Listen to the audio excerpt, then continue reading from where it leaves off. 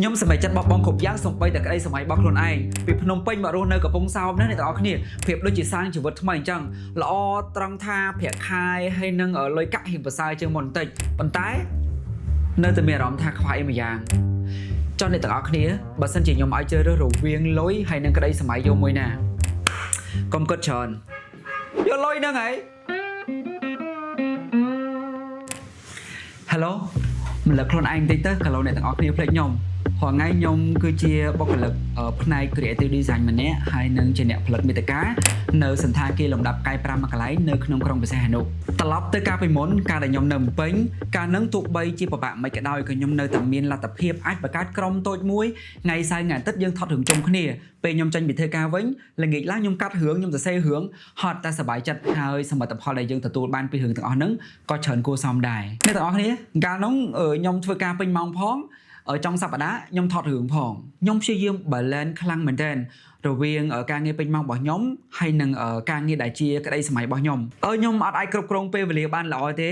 ធីមក៏ខ្ញុំគ្រប់គ្រងអត់ស្រួលដែរក្រោយមកការងាររបស់ខ្ញុំក៏មានបញ្ហាច្រើនសេដ្ឋកិច្ចផងផ្លូវចិត្តផងហើយបើរឿងលុយកាក់វិញណាគឺថាហៅមួយខែតបមួយខែអត់ចង់ជាប់ហ្មងហេតុផលទាំងអស់ហ្នឹងឯងដែលធ្វើឲ្យខ្ញុំសម្រេចចិត្តចាប់យកឱកាសមួយគឺខ្ញុំមកធ្វើការនៅកំពង់សោមនេះមុនពេលមកគិតថាអញ្ចេះបើសិនជា stress ហើយយ៉ាងហោចណាស់ក៏បាន stress នៅមាត់សមុទ្រដែរមកនេះហើយខ្ញុំមានពេលច្រើនសម្រាប់ខ្លួនឯងមែនតែខ្ញុំធ្វើការ8ម៉ោងដូចគេដែរគ្រាន់តែថាមកដល់ក្នុងបន្ទប់វិញគឺខ្ញុំនៅអត់សុខទេចង់រកអីធ្វើថែមគេហៅថាសាច់កម្មណាអ្នកនរគ្នាតាំងពីមកធ្វើការនៅកំពង់សោមនេះរហូតដល់ឥឡូវគឺខ្ញុំអាចដោះស្រាយបញ្ហាបានច្រើនហើយ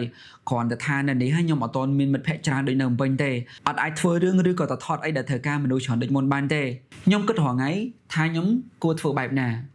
អ្នកទាំងអស់គ្នាតាមពិតទៅខ្ញុំអាចធ្វើរឿងអីផ្សេងជាច្រើនបានទៀតតាហេតុអីបានជាខ្ញុំត្រូវជប់គៀងនេះឃើញ background នៅពីក្រោយខ្នងខ្ញុំអត់ឧបករណ៍ថតខ្ញុំក៏មានសំល្មមដែរខ្ញុំអាចធ្វើឲ្យដែលមានប្រយោជន៍ដូចជាផលិត content ផលិត video commercial creative ឬក៏ video education ហើយអាច share ពីបទពិសោធន៍ដែលខ្ញុំមកធ្វើការនៅឆ្ងាយឲ្យអ្នកទាំងអស់គ្នាបានមើលទៀតវាអត់មានខុសអីពីការថតរឿងហ្មងទេណោះណាមួយខ្ញុំអាចនៅតែបង្កើតចំណេះដឹងខាងផ្នែក production បានទៀត